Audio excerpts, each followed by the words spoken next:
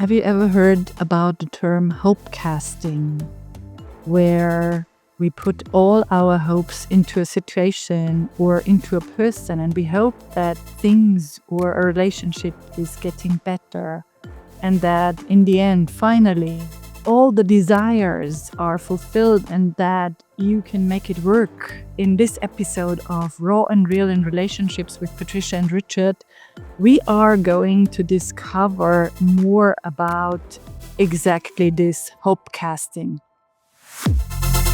Beyond the masks we wear and the roles we play lives a deeper truth about human connection.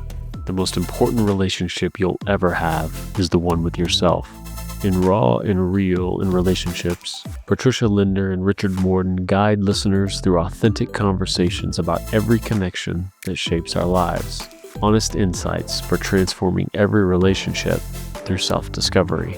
Because when you truly know yourself, everything else changes. Richard, I love that you brought up this term, this new word of hope casting. I immediately had an idea about what it was because it sounded so familiar with lots and lots of my past experiences, hurtful, harmful experiences. Would you love to dive into this term and how you came up with this term, or just what it is all about? Well, again, we're talking about relationships oftentimes, and when we've been single for a while, or perhaps we've had some relationships that haven't been as fulfilling as we would like. So we tend to seek someone else in a sense of for that fulfilling piece when we, to back up a step, really haven't learned to fulfill ourselves. And that's a path we both walk on now. But when you're looking for someone to maybe fulfill you or feel satisfied with, and you meet them and you start to feel like there's an attraction, and you start to, oh, I hope maybe this could be somebody special. And you know what? We're all guilty of it, all of us. There isn't a person out there that hasn't met somebody and said, oh my God, I just feel so. I know we start putting attachments to it. We start doing all kinds of future casting or wishful things, because and it doesn't matter what age we are. It doesn't matter whether you're 15 or 55 or 75. We all do it. So it's understanding that we connect to somebody and perhaps looking for that romantic way. And I mean, this is, sidestep. This is how we get tricked into so many financial things that sort of, take our money because, our hope is, oh, this is going to work for me. So, but back to relationships, when we have this hope casting into the next relationship, the big thing we're going to talk about is how we ignore our senses, how we ignore the obvious signs and ignore the gut feeling like, what's wrong with this? But can the other person may be a master at disguise? Now I'll let you talk about the disguise part, Patricia. Going back a little bit in what you said and then talking about that, isn't it just so human to make or to want a relationship be finally the relationship that you always hoped for? Yeah. Especially when you are in your 50s or 60s or maybe 70s, you finally want that relationship and everything looks good at the beginning. And then you talked about these red flags showing up and you notice them. And all of a sudden, there is this mechanism where you start doubting yourself. And we talked a lot about self-doubt. And I hope that I'm not going into the wrong direction, but that is what just pulled me now in this conversation. And you see it clearly because you are an intelligent person.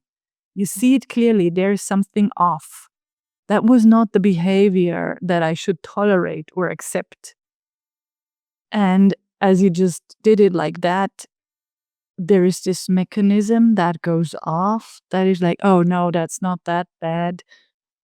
Maybe it was just a one-time thing, or maybe I just did something wrong and I just need to love more and do more and give more and be more. to make it work. Maybe it was really my fault.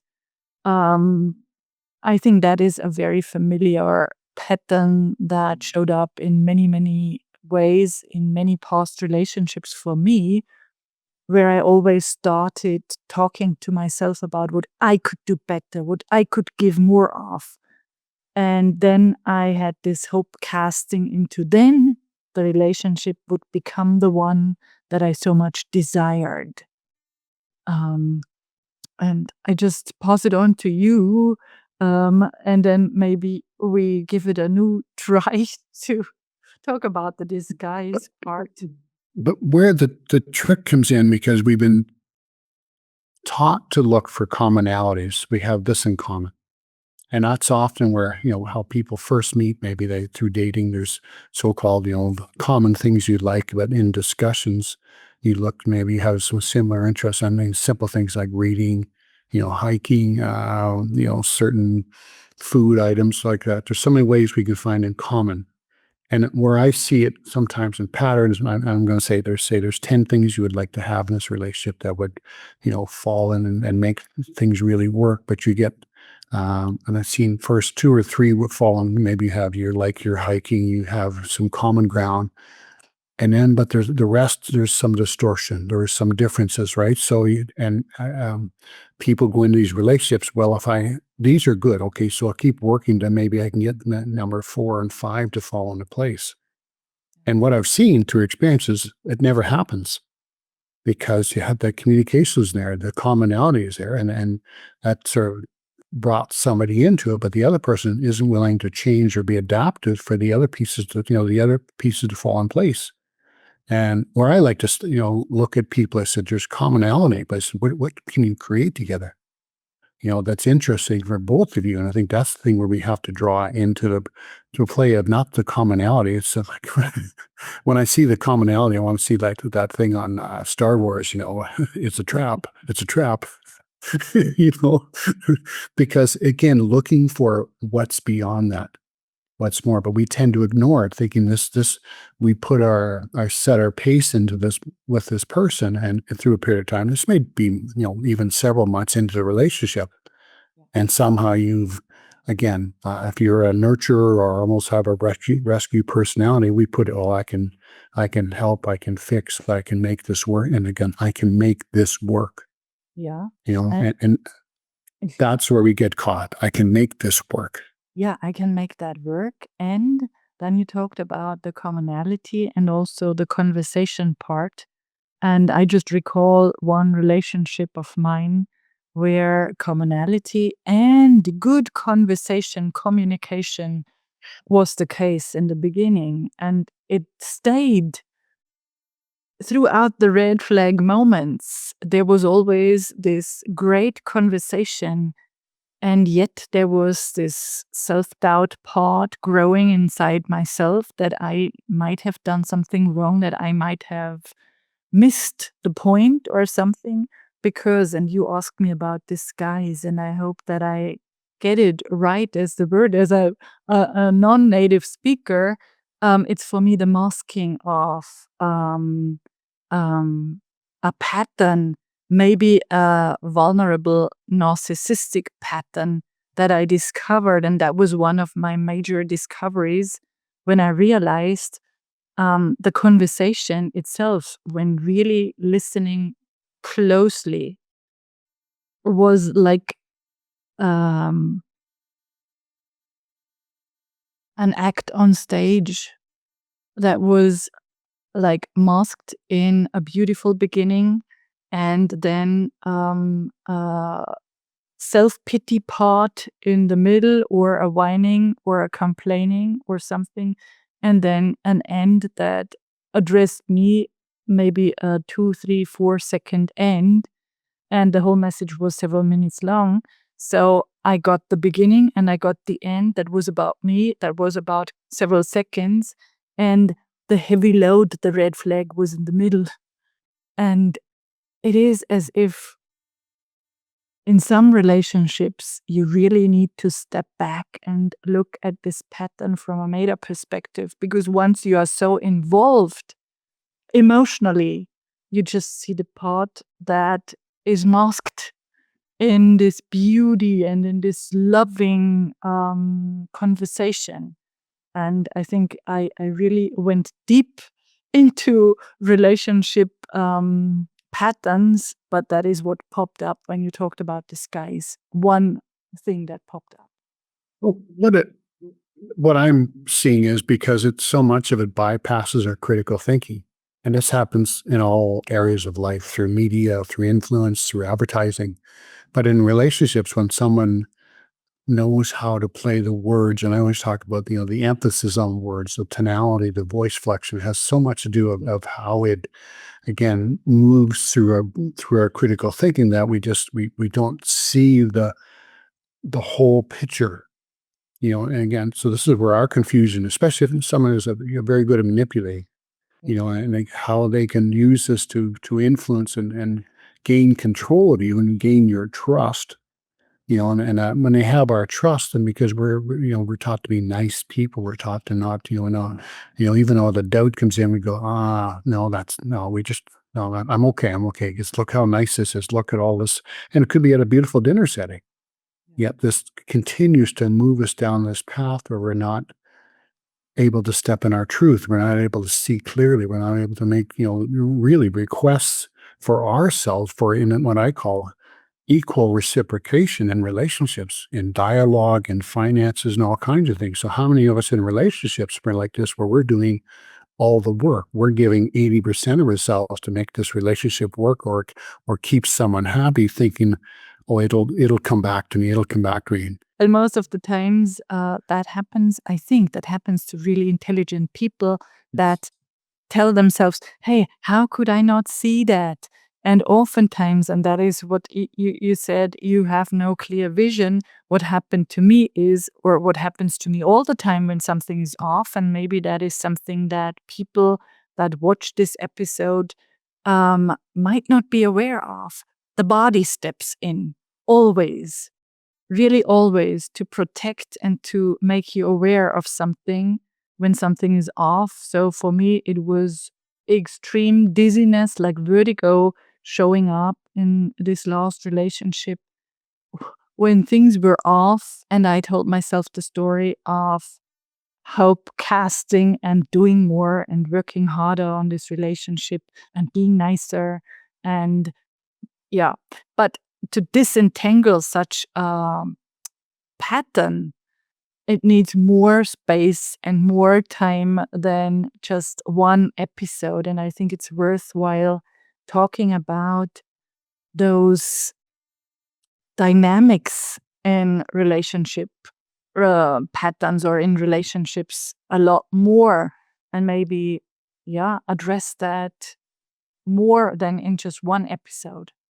Absolutely. There's a lot to this, because it has happened to everybody. Yeah. And multiple times, and some of us never move out of the pattern. We don't understand why it's happening. Because again, we meet somebody, and there's we instantly attach something to them.